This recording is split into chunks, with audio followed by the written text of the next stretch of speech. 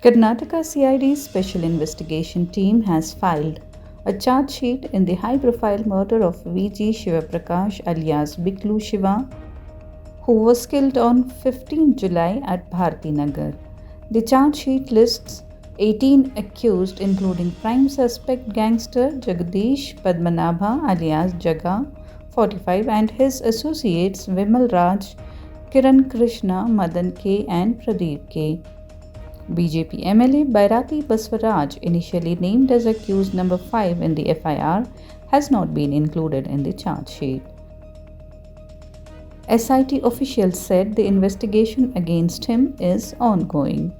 The case revolves around a long-standing property dispute dating back to February 2025 in Kithaganur. Following the murder, 5 men, Kiran, Krishna, Pradeep, Vimal Raj, Madan K, and Samuel Victor, surrendered to police, admitting involvement in the crime. The case was shifted to the CID's SIT due to its severity. Investigators stated that the conspiracy arose after a property claimant, Ravi, alleged Shiva had illegally constructed walls around 4 disputed plots. The SIT is monitoring developments and is continuing its probe against all involved.